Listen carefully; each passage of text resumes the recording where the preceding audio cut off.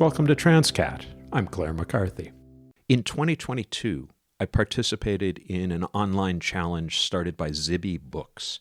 And the idea was simple, just visit 22 bookstores in the year 2022. I, of course, modified their rules, no chain bookstores, and the visit didn't count if I didn't buy anything. In this pursuit, I spent one summer day in the Berkshires, having mapped out 3 or 4 shops to visit, and it was at the Book Loft in Great Barrington that I found Eliot Schrefer's Queer Ducks and Other Animals. I loved it. I reviewed it on my blog, and Eliot enjoyed the review, maybe because I cited the noted chemist Jesse Pinkman. Yeah, Mr. White. Yes, science. I should point out that this is the first Transqat episode with a guest who has also been on The Daily Show with Trevor Noah. We talk about science, history, and writing, and, oh yeah, bonobo farts. I am disproportionately happy to be having this conversation with you. I've been waiting for a while. I think I mentioned when I first reached out to you that this past summer I bought and read Queer Ducks and Other Animals, which, am I right in saying that that's your most recent?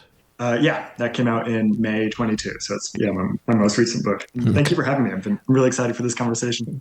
It was a wonderful book. We're going to talk about it in depth, but because we had some scheduling issues, I had time to do some further reading to prep for this. And I've read 6 of your novels and 1 short story.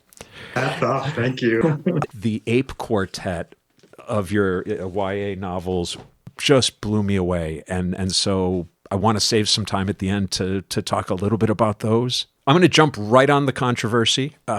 Page 34 of Queer Ducks. Bonobo farts are simply epic. And I don't want to criticize you. You're a professional author, but you can't just throw things like that out there and not support them. So my question to begin with, are we talking volume, duration, or stinkiness? You are getting right to the most important material here, clearly. Mm-hmm. Yeah, actually, we're recording this on Valentine's Day, which is also World Bonobo Day. So is it really? Yes. Yeah, Happy Bonobo Day, everyone. Yes, for these polyamorous, very promiscuous, closest relative great apes of ours, it's perfect that their Valentine's Day is also their day. So I think of it, number 1 is Bonobo Day, and only number 2 is this sort of commercial romantic holiday we've decided it is. But yeah, it doesn't really come across in documentaries because there's no smell-o-vision in those. But when your diet is fruit all day. I don't know if you've noticed in humans it has an effect, but it has a really profound effect on the bonobo digestive system. And it's actually kind of an education around farts because they have no sense of shame around it. So they will just rip loose, and so you'll be having this very sort of cuddly, intimate moment with an ape, and everything's just very sweet. And then there's just this stench that comes up around you. So it is smell that is key component there to making them. Yes, memorable, I've not seen the shall we science say? Behind this, but I think they can beat any human's farts. I think a bonobo would have his beat hand down. I'm thinking instead of whatever that big football game was that was held this weekend, I think perhaps some sort of a flatulent competition might. Yeah, it's so hard to capture on TV. It's just unfair to we're not playing to the bonobo's best skills. Yeah, right. To a more serious point, you say early on in your book. Queer behavior in animals is as diverse and complex and natural as it is in our own species. And it seems to me that that's the thesis of your book. Yeah, it was. This was basically my pandemic book. So when it started to hit, I just closed myself in my little study and just disappeared into lots of scientific articles on animal behavior. I grew up in a sort of purple area in Clearwater, Florida. Our discourse around homosexuality before I even realized I was gay, the discourse just in middle school around it was that it was, society would be better off if they were all dead. Like that was just kind of like a commonly accepted way to talk about being gay, is this awful, unnatural, aberrant thing. And then, of course, puberty hit and I realized I am this thing, right? Like, how can this be? I'm me. I'm with the group and now I'm all of a sudden an other, this total shock moment. And the fact that this other that I was something that, even just a few weeks before puberty had hit, I was entering into the conversation around how awful it was that someone would, despite all the reasons not to, like still decide to engage in this behavior. Like what weirdos, right?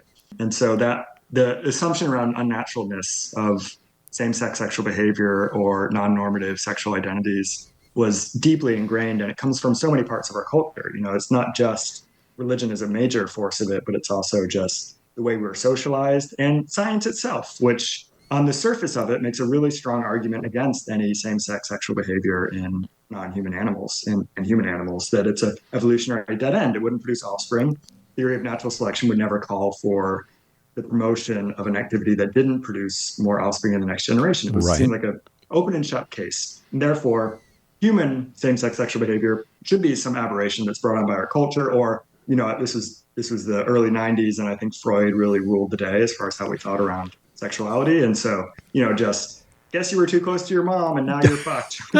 Sorry, now you're screwed. No. This This is the internet. We can say whatever we want.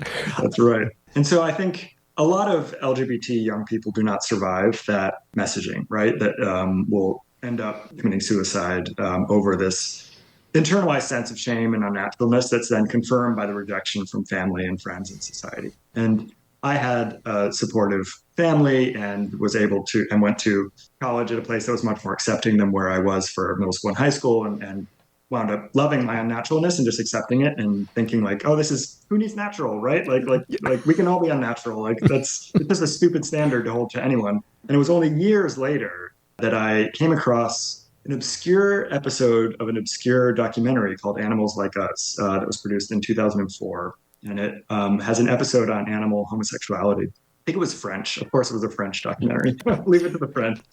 And it was just like all this filmed same-sex behavior in animals and the various theories about why it might exist. And it kind of, coming across it, rocked my world. And I'm in a master's program in animal studies at NYU. And so I had the resources there to like sort of delve into the research and actually talk to the scientists, a lot of the scientists who had done this. And I wanted to find a more public-facing book around this explosion of research into same-sex sexual behavior in animals. And I wanted to find like a sort of public-facing book about it, and I didn't find one. And, you know, I'd already been writing these books for young people, and I had this moment of like, oh, I guess I have to write this book. So that was the birth of Queer Depths. But it's all mainly in the last 20 or 30 years that we have this real explosion. And, you know, there's really good research into 1,500 different animal species already. And that number is growing very, very quickly. And the only reason there's not more is that we don't really have a expectation or a history of researching homosexual behavior in animals, because we still are as far as the scientific world is concerned, we're in the hangover of that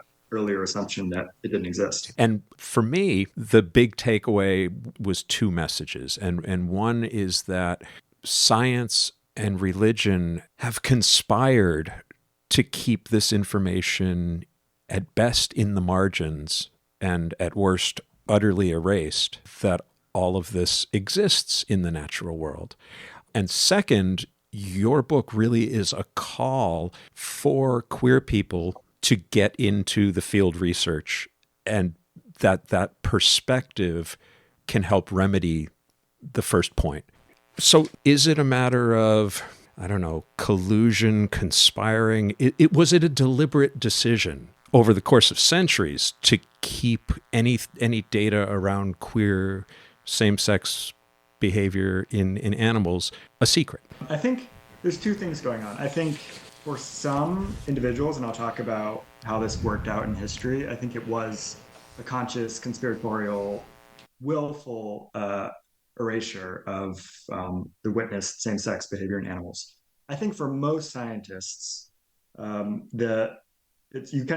you see what you're looking for, and I think the majority of animal species are sexually monomorphic, which means the males and females look identical to outside eyes. Like can you tell a male penguin from a female penguin? Like most of us cannot. I cannot. But penguin scientists cannot without a blood test. And so when you're looking at a pair of penguins and you see two of them coming together, mounting each other, raising an egg, you could very easily assume that they're male and female. And we just haven't thought to check. And so a lot of these unchecked biases or assumptions of 100% heterosexuality are coming from the sheer fact that we just don't know the difference between two pigeons, two penguins, two Right. squirrels, We just don't know. But there is this, history of erasure. Part of it is out of scientists not wanting their species to have this attached to them. Like there's a sheep researcher, Valerius Geist, who kind of squelched his own observations that sheep live for most of the year in this homosexual societies where the males are together in one place and the females are in a totally separate place, and they're all having sex within those groups. But he didn't want that out there about the bighorn sheep, which he saw as majestic and symbolic of America, and therefore needed to have this red-blooded heterosexual image. Tobacco chewing, Right. truck driving. Right. But it's interesting. I mean, the ancient Greeks, who were much more open to homosexuality, and in fact were suspicious of Plato was suspicious, wrote that he was suspicious of males who didn't like to have sex with other males because they weren't attracted to the manliness within themselves. That they must be effeminate. So it was like homosexuality was the sign of good masculinity to the Greeks.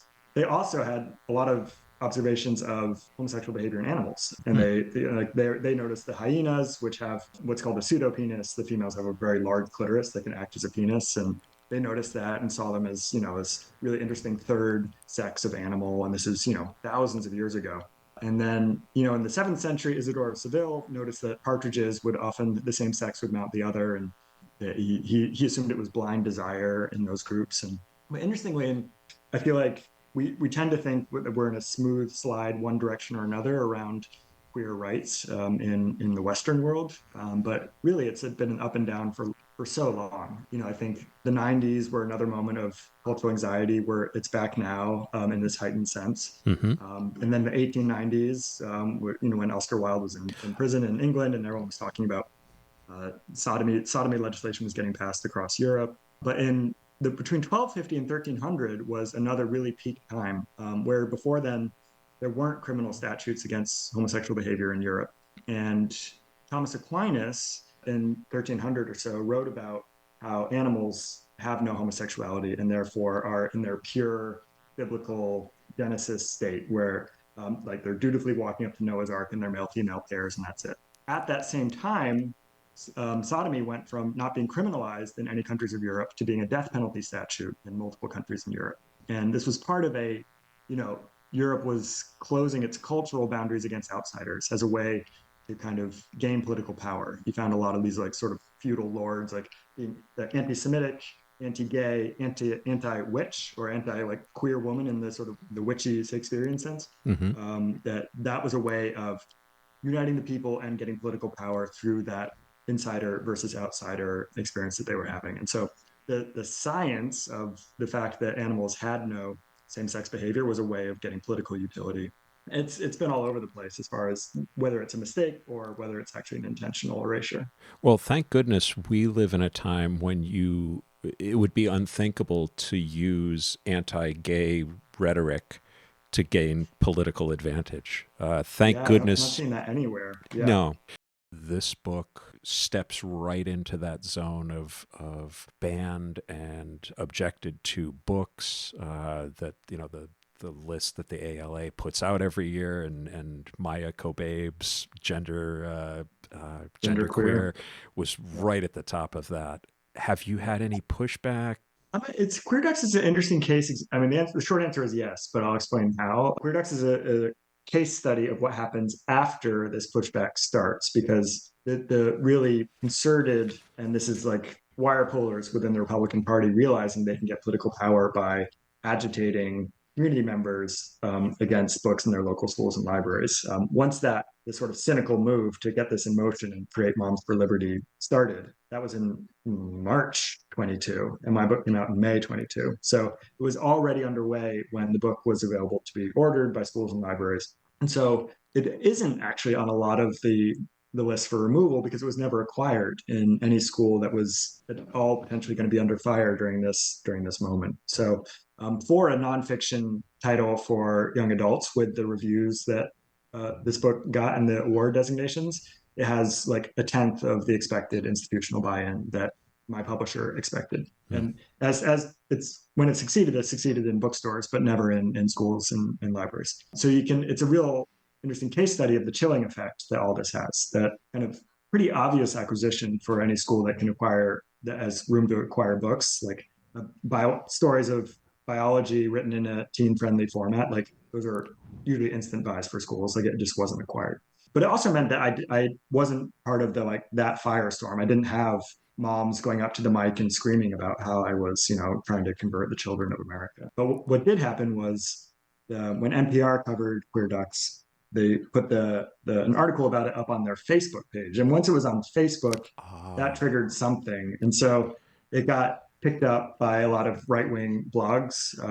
And that simple article on Facebook from All Things Considered got like 10,000 comments. And it started with a lot of, this is another groomer, another pedophile. Here's his website. He's, and my name would be in bold, which meant like they were tagging it so other people could see it. And then what was funny was then the right-wing trolls got trolled by left-wing trolls, and so I could just kind of sit back. It's like in Jurassic Park when they're running from the Velociraptor and the T-Rex comes out and starts eating the Velociraptors. Just sit back and enjoy. Yeah. And so my favorite was one of the left-wing trolls commented like, "Yeah, guys, this book is terrible. My son read it, and now he's a duck." It was great. I was like, okay, the kids are gonna be fun. But I mean that rhetoric, the groomer rhetoric, is so divorced from who I am and what my life is that in some ways it's like a playground insult. They might as well be calling me turd breath or saying my farts are stinky or something. Right. Like it's just so like. But on the other hand, I know exactly the intended effect, which is to dehumanize someone, and that can lead to all sorts of violence. Like if I truly was the pedophile groomer that they say, then anything would be permitted to me. So it's a really potentially deadly move that they're making. So it both has this kind of almost innocuous thing because it's so stupid, but it's also, it is scary. But much more interesting was the conservative pushback that actually you could argue against. There were a few articles just saying, those animals do all sorts of things that we don't want humans doing. Like animals will consume their sexual partners after they have sex. Animals will eat their own offspring. Animals will throw feces. Like why are you just picking this animal example and saying humans should be like this and not using the other ones? Like we can't just pick and choose, which is at least was something like, oh, okay, we can have a debate about this. This is actually kind of interesting to think about, right? And ultimately they were totally getting what I'm trying to do wrong. I'm not trying to say we should have more queer people because animals have queerness. Instead, I'm saying you can no longer argue that humans are unnatural for their queerness because here are all the natural examples of it. It's a different argument.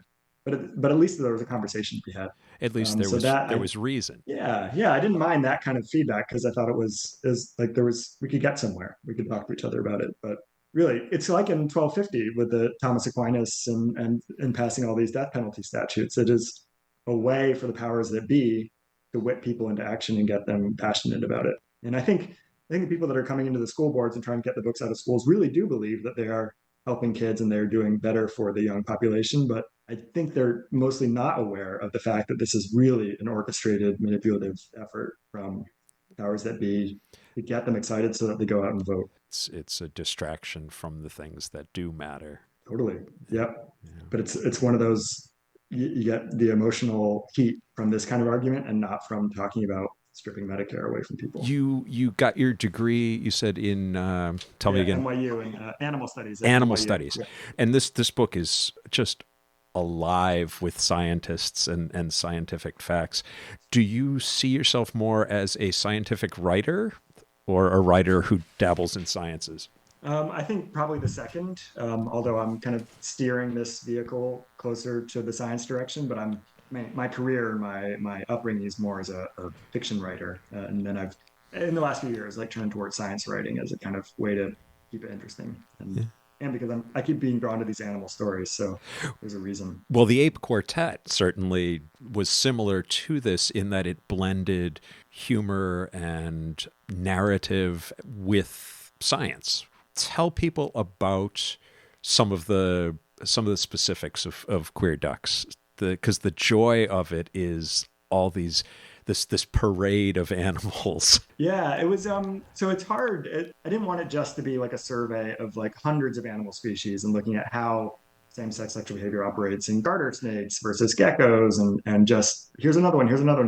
So the difficulty was not finding the examples, it was narrowing down the field, this really robust field of same-sex behavior in animals. So I chose 10 animals that I felt helped answer a certain question around queerness in the natural world. So the bonobos, are tied with chimps as their closest relative, and yet the most frequent sexual activity among bonobos is between females. They have these intense sexual female alliances, and through that, they have this matriarchy that keeps them more peaceful. But they are all just inherently bisexual, and will have sex across sexual boundaries. So as our closest relative, depending on who's doing the science, it's the chimp or the bonobo. It's amazing to think how much we've kind of forgotten our essential bisexual natures. And I mean that towards both people who say that they are 100% straight and people who say they're 100% gay, or lesbian. That it's like this ape proves that without the sense of shame that comes from crossing what you've decided that you are, that they're much more free about having sex outside of those lines. And it also helps the bonobos they're such a clear and strong example because they help show why there's an evolutionary reason for homosexual sex to exist and be so prevalent across the animal kingdom in vertebrates, invertebrates, and birds and mammals, and that they use it to form social alliances. Like sex brings people very close and bonds them through the release of oxytocin, and the bonobos will have heterosexual sex in order to have offspring, and then have homosexual sex or heterosexual sex in order to form bonds within the group. And those are really powerful and important and useful bonds. They help you reconcile, they help you release tension, they help establish who is whose ally within the group. And so once you have these sexual organs, like they'll use them for many purposes, only one of which is procreation. We've had this very narrow view of how we think animals should be, and bonobos help disprove that, broaden that. So I start there, and then they're kind of like why the like female power of sex, and then I go to the dolphins after that, where Right.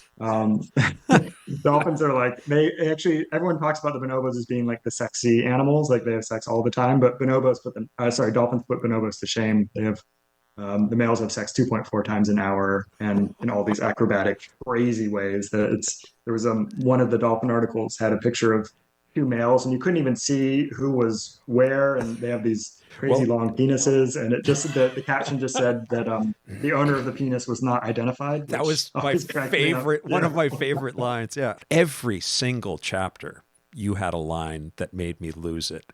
And that one, which is on page 67, the owner of the erection was not identified.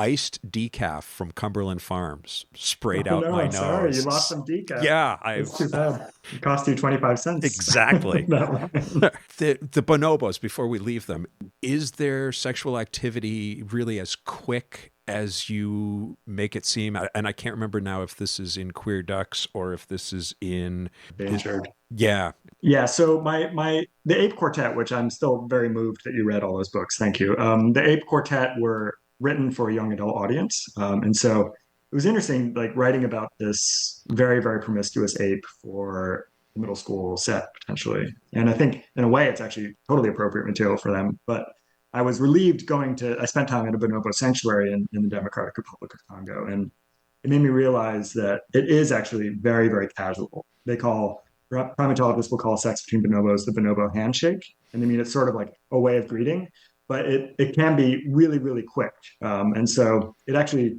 lends to kind of a much broader definition of sexual activity as far as it concerns the bonobos. So two females might meet after a day of foraging separately in the forest, and they will quickly rub their clitorises together, not to orgasm, just for a few seconds, but as a way of reconnecting and reestablishing and feeling good for a few seconds, but not actually completing the sexual act, at least the way that we think of it. Using that physical connection for different kinds of communication, perhaps, than we do. Yeah. Yeah. It's hard to imagine a human society that would operate in exactly the same way. It boggles the mind. Can I not think about that? Probably for the best. But your book systematically goes through really all of the aspects of the LGBTQIA2S and dispels the notion that this doesn't exist. So asexual animals exist in the real world, yeah? Yeah, absolutely. I mean, there's some animals like the naked mole rats and elephant seals where upwards like 80 to 90% of the population will never have sex in their lives. And I talked to a researcher of bovids, Logan Wayan, who just noticed how many of the sheep and the moose that he studies never have sex within the group. And, he was pointing out that frequently in the scientific literature, it's the scientists will assume that there's like a resource issue, that they're not getting enough food in order to be up for sexual activity. But he's really interested in like ways in which we might be erasing asexuality from the animal world. That maybe Right. there's simply some animals that just aren't into it, right? So Yeah. like But isn't take a isn't pass. that just endemic of position of a queer person in this world, that the immediate response is, oh, well, what can we do to cure this? Yeah, and Logan was in a really unique position too because Logan was assigned female at birth and transitioned in his early 20s, and he's working in rural Idaho, and so depending on the environment that he's in, he'll change pronouns in order to just pass most easily through some places where he doesn't feel safe. Then gets out into the field and spends 2 or 3 weeks in mud up to his knees, like just staring at the species that he's looking at, and the moose don't care and don't ask like how he identifies, and he can just It's just, yeah. observe them. And likewise, he's also trying to de-problematize anything that's not heterosexual cisgender animals, right? Which scientific upbringing tells us what has gone wrong, what endocrine system has been befouled to produce an animal that isn't just having red-blooded heterosexual sex all the time. Isn't rutting. Right, isn't rutting, exactly. Well, the format of your book is sort of what you bring up there, and I think it works incredibly well. You have your 10 chapters for the 10 different animals. Each is introduced with a one-page cartoon, which you'll do a better job than I will of describing the setting for these cartoons. Sure. Yeah.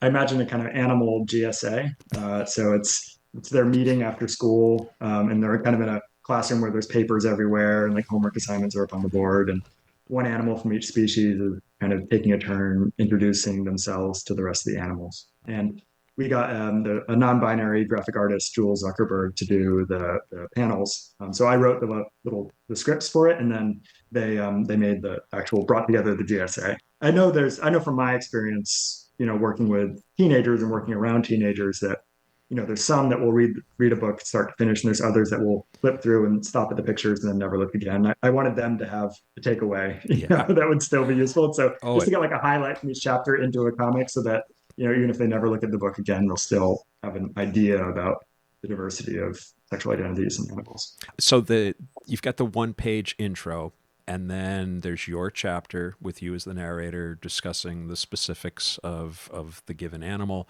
And then for most of your chapters, you end with somebody who's doing field work, quite often a queer person, giving a sense of what that is like. And again, as someone who was in education, that seemed really important to me, that queer kids reading this book see role models, see that there is a place for you in science. Here are some cool things you could do. And I'm assuming that was with intent.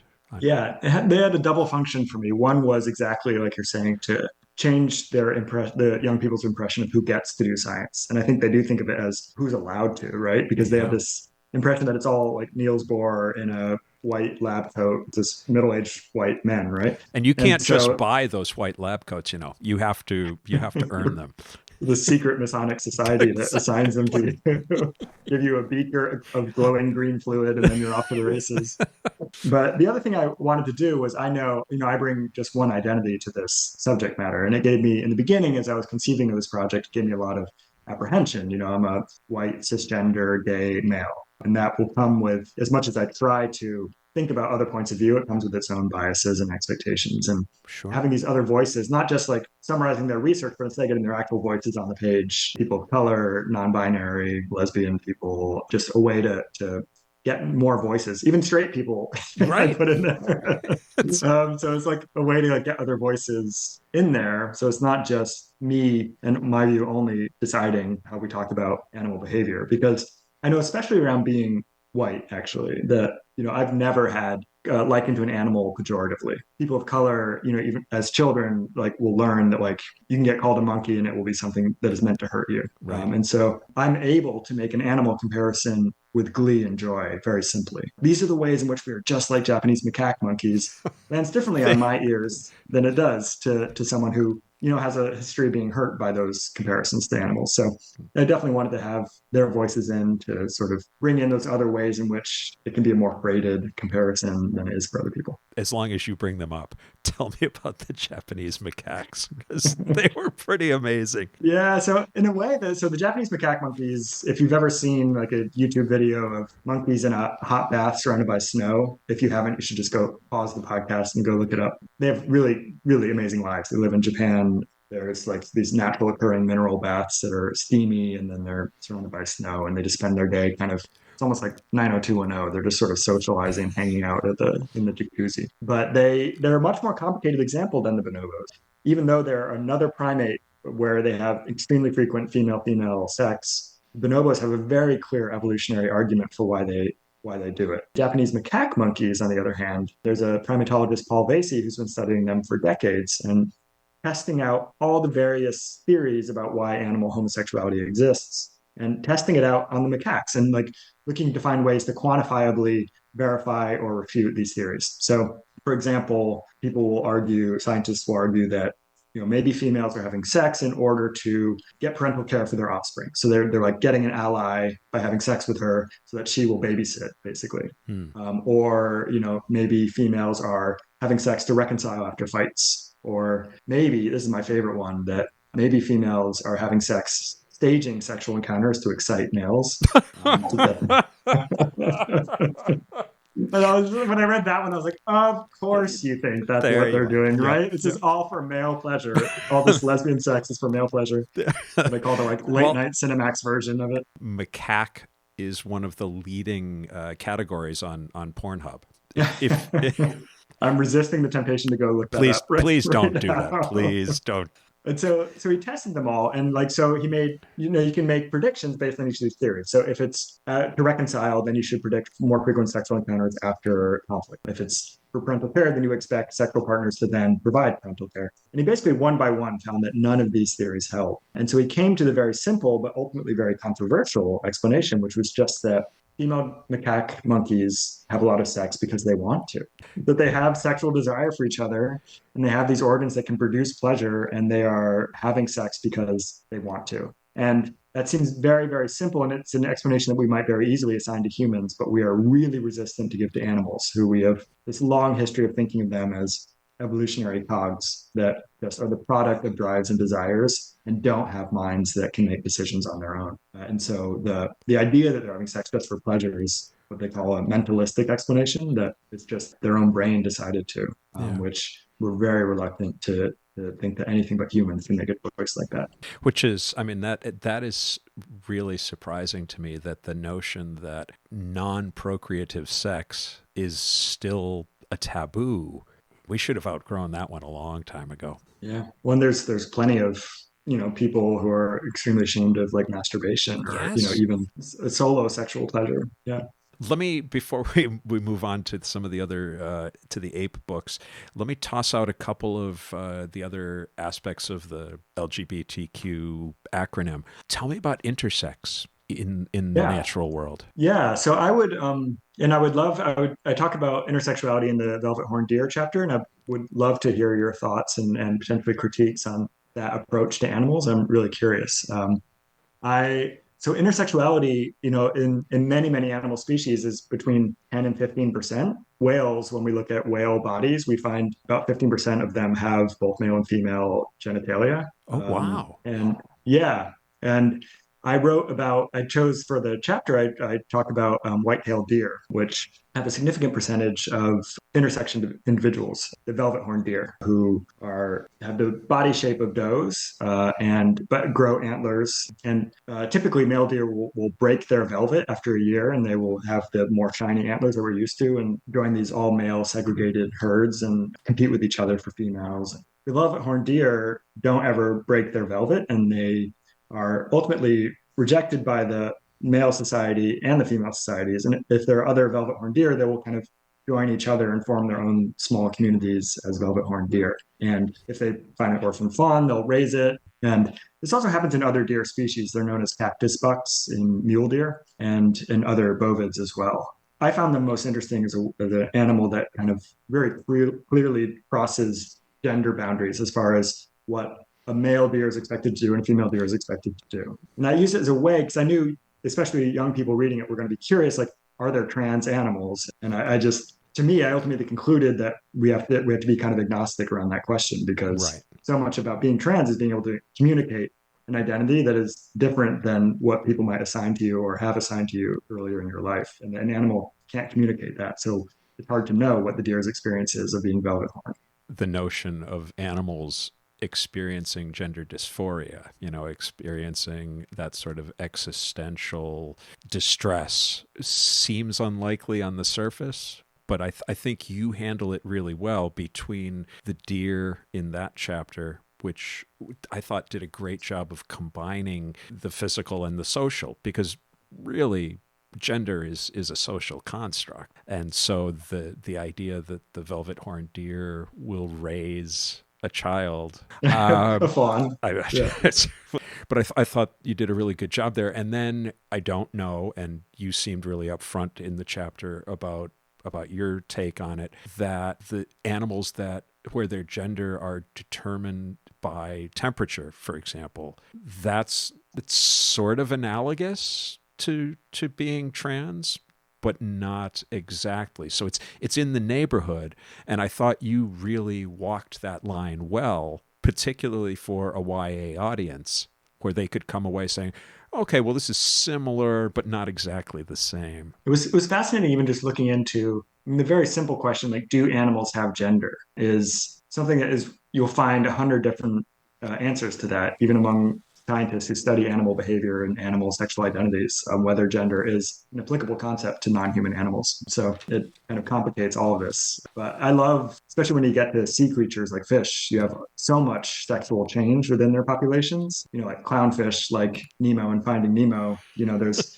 a female in charge, and then there's a ton of males beneath her. And then when the female dies, one of the males, whichever one's top of the pecking order, will become female over the course of like 2 hours, and then become that Yeah. superpowered female. It's just this like real fluidity between what we, when especially when conservatives, anti-gay conservatives, will talk about sexual identities as this, like, it's very fixed in the animal world. It's like it's like definite and for certain, and it's like human senses of gender that are so fluid. But the animal world like really proves so many examples where the boundary between male and female is porous over a lifetime for that animal, and that even if a female is in charge for the clownfish, but then get like another female clownfish will take over that group, like she's stronger, then that secondary female will turn back to being male, Oh, wow. when she's in the subservient position. So might have been born male, turned female, went back to male, over the course of this time. You have a number of quotes throughout from Judith Butler, from other folks about what is gender, and I think quotes from writers like that are fantastic. I've actually never made it through Judith Butler's book, but I How'd you tried. pass that course in college? I'm sorry. Yeah, it's on the shelf every couple of years. I decide I'm going to do this, and I don't get there. But using the parables, if you will, of your animals makes it much more accessible. And after I read the chapter about I wasn't sure how to pronounce the name of the fish. Is it wrasse? Is that? Yeah, the wrasse fish. Yeah. After I had finished the book, I heard a story on NPR about, I believe it was crocodile. Also, their gender can be determined at birth by temperature. The article was about the effect of climate change on this and projecting what that might do to the population down the road. Yeah, it's really interesting to look at. Yeah, this temperature dependent sex determination and in a lot of reptiles. Yeah, so you'll find it in snakes and alligators and turtles. And there's also, groups of animals in reptiles and amphibians where if there's a localized extinction of either all the males or all the females, then some of the remaining animals will change sex in order so that, procreation can still happen. So if all the males die one day, then some of the females will switch over. That's amazing. Before we go to the ape quartet, can you just explain Bisexual Advantage? Yeah. I think Bisexual Advantage is a great band name, so I hope someone puts together that that band. But I think we are really hot. We're living in a moment where, if you look at the history of human societies across the world, that we are an anomaly where in America right now, at the way we think around sexuality. Not because we have homosexuality as a concept, but because we are so erasing of bisexuality as a concept. And so in the majority, 65%, R.C. Kirkpatrick, an anthropologist, studied all the human societies over time. And once he could find evidence for their feelings around sexuality, he found 65% were supportive or accepting of same-sex relationships. So like feudal Japan, the Mayan civilization, even like Renaissance Florence, ancient Greeks obviously are another example. And that none of them had the idea of homosexuality as a certain state that someone could stay in. So there would be assumption of bisexuality and that someone could have homosexual relationships, heterosexual relationships, but no one ever was gay or was straight. That just wasn't part of it. And that is something we only invented the term homosexual in the 1890s. Didn't exist as an identity even before then. You could have a homosexual relationship, you couldn't be homosexual. It wasn't a thing. So because we think of people as being gay or straight, we're kind of blind scientifically and culturally to this idea that an animal could be having both heterosexual and homosexual relationships. But once you allow that possibility, you can see that, if an animal has heterosexual sex, it still produces offspring. So evolutionarily, its genes are still being passed along. But it can reap the benefits of homosexual activity, which has an incredible social benefit. So in these bottlenose dolphins, you have these male unions that are really dominating and provide the males a lot of advantage. And those are cemented through this really frequent male-male sex. And like the bonobos, you find the female-female sex produces this matriarchy of sexually connected mothers who keep all their offspring safe and results in a more peaceful society. So they're all still having heterosexual sex. They're not an evolutionary dead end in any way, but they're reaping the benefits because they don't cut off the possibility of homosexual sex. In a way, humans are at a disadvantage because we removed in half of our relations, we've removed a really important tool that the rest of the animal world can turn to, which is using sexual activity in order to form bonds, to reconcile, to establish the social structure of the group. Bisexual advantage is a term coined by animal behavioral scientists to talk about the ways in which bisexuality actually gives animals the best of both worlds and doesn't cut off any options for unification within the group. So far from being a cul-de-sac, it opens more doors, as you say. Yeah. So I mean, you could either think, well, I guess homosexuality in animals just isn't that costly. That's one way of thinking about it. Or it's ultimately a net benefit, right? Because they have more opportunities for social bonding. So the ape quartet, rescued, threatened, orphaned, and endangered, is it? Mm-hmm. Most YA fiction, the stakes are very low. The stakes are popularity, success on the sporting fields, getting into college. Your stakes are incredibly high. Sophie in Endangered, for example, is on the run from rape gangs and rescued. I don't know if you've seen Jordan Peele's movie Nope. Yeah. But it opens, both of them open with a similar act of chimp violence, chimp on human violence. Mm-hmm. It just sets the stakes for your book so much higher. Was that a conscious decision, or is that just kind of where the story took you? Or Yeah. So yeah, the Ape Quartet is it's for not technically connected stories, although each one is about different species of great apes. So it all started with Endangered, which was the one you mentioned about Sophie, who's this 13-year-old girl living in Congo who adopts an orphan bonobo on the side of the road. And when the country falls into war, they have to survive wartime together, the girl and ape. And I think because it was set in Congo during wartime, I couldn't shy from the realities of war. I imagine, those books are not middle grade, they're YA. So I imagine like a 13 or 14-year-old reader and what they could take. I want to be true to the realities of war, but not to shield a young reader from the very, very worst of it, but just touch enough of it that it felt that it was real and opened their eyes to what it would be like. So it was constantly a navigation I was making as I was writing that book. That was the first time I was writing about animals for my audience, and it just opened up something inside me as a writer.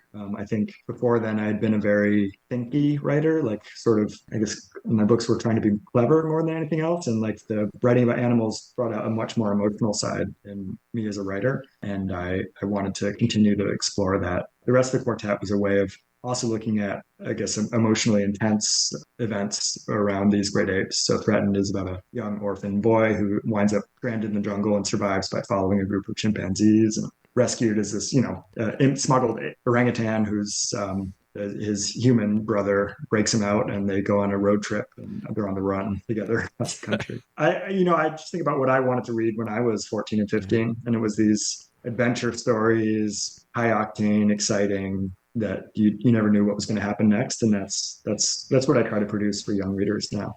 In Rescued, you make a reference to the 1978 classic Every Which Way But Loose, which had Clyde the orangutan as one of the characters, but it was certainly not treated realistically, and so you could and you mentioned this in the story, that you could easily watch a representation like that and think, oh, wouldn't it be cool to have wild, wacky adventures with my ape friend? But a good half of your book is about the intense struggle to get the orangutan back home, and how much political work, how internationally, how dangerous that is to do. I found that very moving. I wound up talking to Patty Reagan, who runs the Center for Great Apes outside of Orlando, Florida, and she has Bubbles, the chimp there, Michael Jackson's old chimpanzee. I think, she's dealt with a lot of the most high profile ape cases. And so I asked her, like,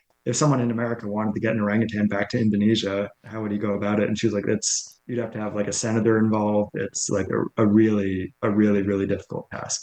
And she actually, she mentioned, it's probably one that wouldn't succeed, because no ape that's gotten used to humans is going to survive in the wild. And there's this really heartbreaking story of Lucy, the chimpanzee, who was brought back into the wild. There's a Radio Lab episode on it that always makes me cry. So I have John bring Raja, the orangutan, back to Sumatra, but ultimately he's not sure if Raja ever survives. And so it's this kind of moment of like, we don't really know. And is it maybe enough that Raja had the chance to be back in the jungle, even if we don't know if he's going to live or not? So that moving away scene at the end, was heartbreaking. Because you want closure. You've grown close to these characters over the course of 200 pages. I wanted it to turn out all right for Raja, but that's not realistic. Yeah, often the first question I get when I do a reading is like, does the animal die at the end? Because we've all been traumatized by Old Yeller and Where the Red Fern Grows and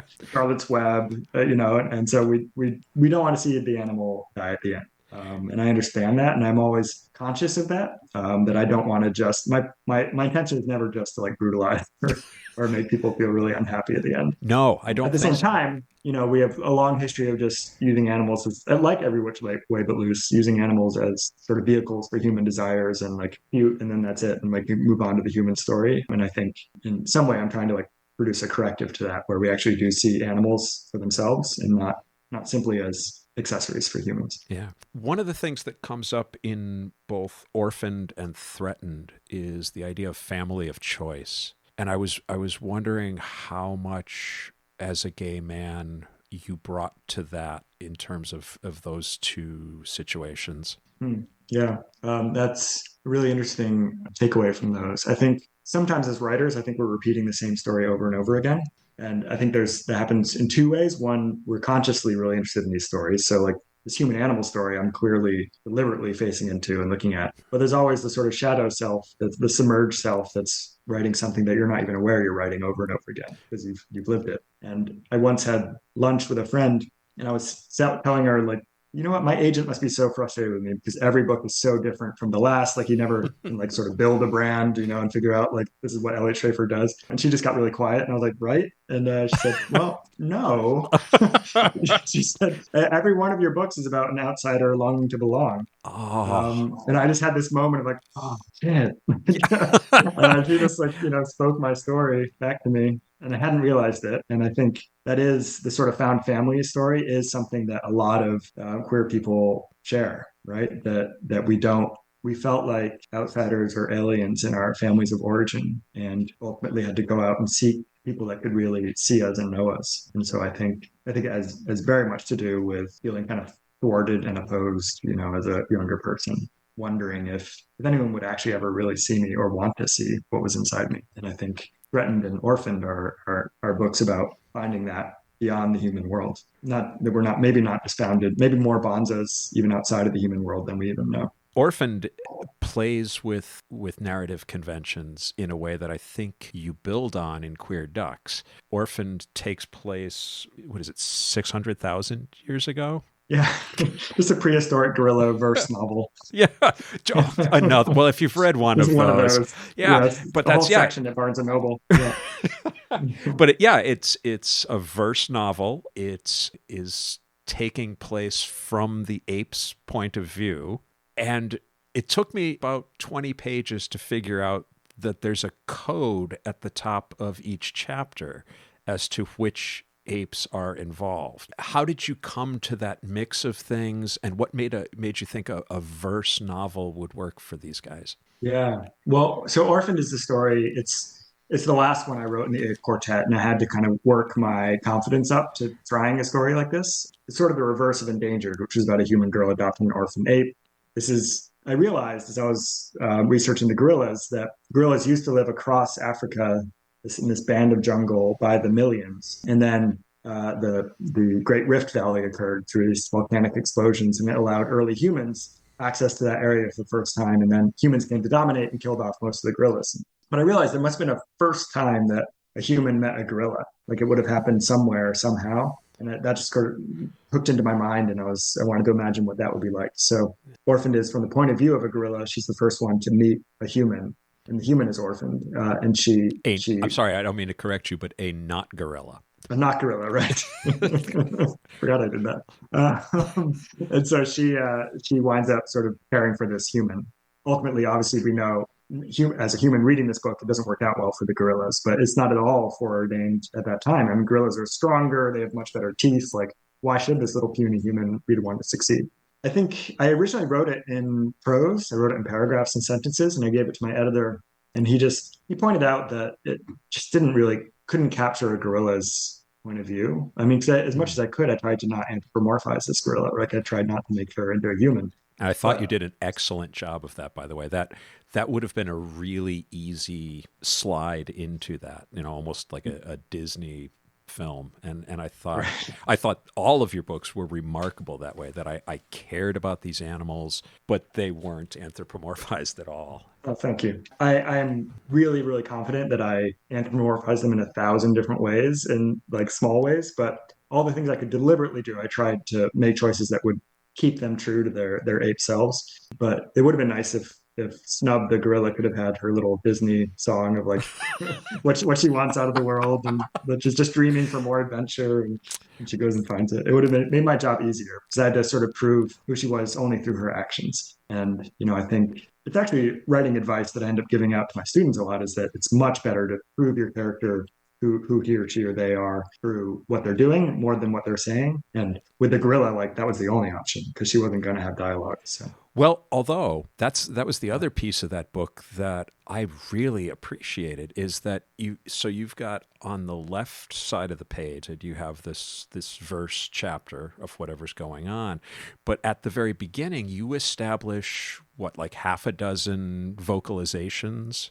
Let me ask: Are those real, or from your time? No, I made that up. You made that up. Okay. So I figured I don't know what gorillas would have been saying 600,000 years ago. Like even modern gorillas, their speech would have evolved. Like how they're communicating would be different now than.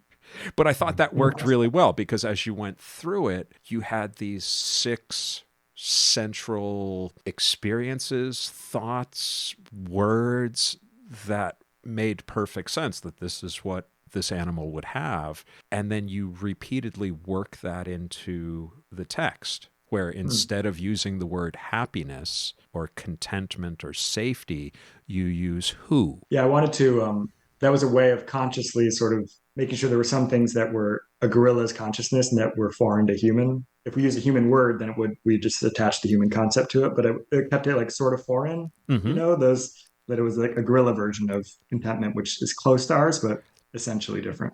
A number of topics come up in the 8 books. Is it Luke from Threatened, is that his name, is a product of the AIDS pandemic. Orphaned had a line that actually got me a little misty when I guess it's Snub, says maybe the gorillas will never voyage deep enough into the jungle to come upon this clearing. Maybe Snub and her new family will be able to live here forever. Find who that will last forever. And the dramatic irony of that moment, knowing that what we've done to their habitat was devastating, because that at that moment of change, there was some degree of hope that we wouldn't turn out to be the destructive monsters that this ape fears we are. Yeah, and in some ways, it's the beginning of a story that had lasted these 600,000 years, and we're seeing the very end of it now, and it's not the hopeful one that she was hoping. Yeah. I really especially appreciate your attentive reading of Orphaned, because that was such a strange, odd little book. Endangered and Threatened had many, many, many times more readers than that strange gorilla verse novel ever did. So I especially appreciate the fact that you read it and thought so deeply about it. So thank you. I do have a part-time job at a used bookstore. I will start recommending to them that they start an ape verse novel section.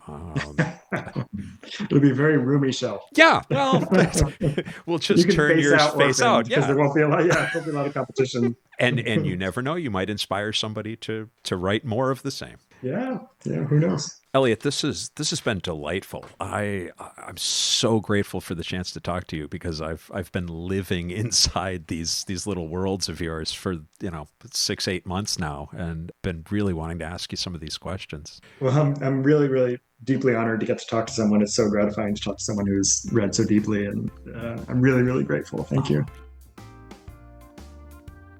School and town librarians, please add this book to your collection. And while you're at it, order copies of Endangered, Threatened, Rescued, and Orphaned. Tell them Jesse sent you. Yeah, Mr. White. Yes, science. This is Sadie McCarthy. I'm Claire's niece. Transqat is a production of Transqat Enterprises, LLC. Copyright 2022, all rights reserved. Join us on the web at transqat.com. That's TRANSQAT.com. There, you'll find links to Transqat, the blog, writing projects, speaking engagements, and more.